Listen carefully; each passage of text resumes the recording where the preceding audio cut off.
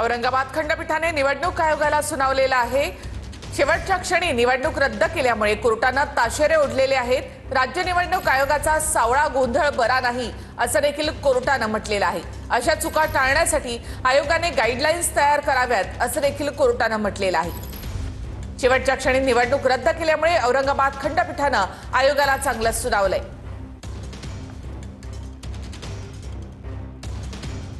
औरंगाबाद खंडपीठाने नेमकं काय म्हटलंय ते आपण पाहूया। शेवटच्या क्षणी निवडणूक रद्द केल्यामुळे औरंगाबाद खंडपीठाने आयोगावर ताशेरे ओढले।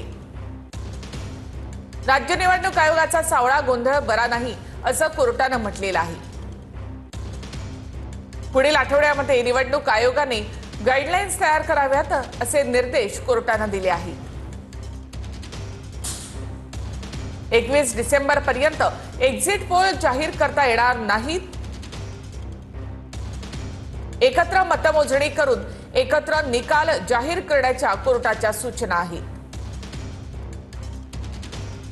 आणखी एक महत्त्वाची बातमी, गंगाखेडची जनता विकासाला प्राधान्य देईल असं रत्नाकर गुट्टे यांनी म्हटलेलं आहे। गंगाखेडमध्ये आमचंच पॅनल निवडून येणार असं रत्नाकर गुट्टेंनी म्हटलंय।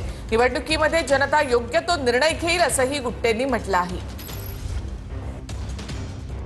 खूप चांगला प्रतिसाद आहे आणि लोकांना विकासाला लोक मत करत आहे आणि लोकांना वाटतंय किंवा विकास झालेला आहे आणि निश्चितच मला लोक मतदान करतील असं वाटतंय। नगरपालिका हातात नसतानाही मी चांगल्या बऱ्यापैकी विकास केलेला आहे। जवळजवळ 1100 कोटी रुपये आपण मतदानात आणलेले ते जनतेला माहित आहे। परत परत आठवण करून देत होतो आणि मला मतदान करा असं म्हणत होतो। मतदान करा म्हणणं हे जनतेला म्हणावंच लागतं। काय वाटतं, काय निकाल येईल? निकाल उद्या कळेल तुम्हाला, निकाल योग्य येईल। तुम्ही समाधानी आहात? येस, समाधानी आहे। नंदुरबारच्या शहादा शहरामधील मतदान केंद्रावर 2 गटांमध्ये राडा झालेला आहे। मतदान केंद्राच्या बाहेर तुफान हाणामारी आणि शिवीगाळ झाली आहे।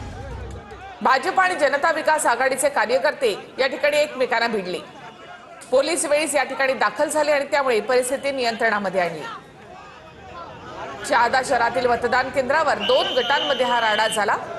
मतदान केंद्राच्या बाहेर तुफान हाणामारी झाली, शिवीगाळ देखील झाली।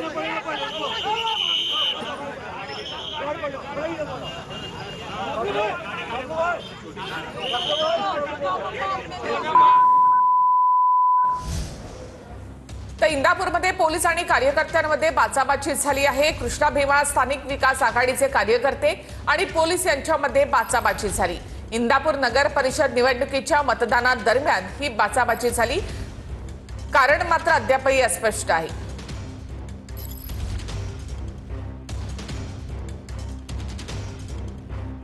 इंदापूरमध्ये पोलीस आणि कार्यकर्त्यांमध्ये बाचाबाची झाली आहे।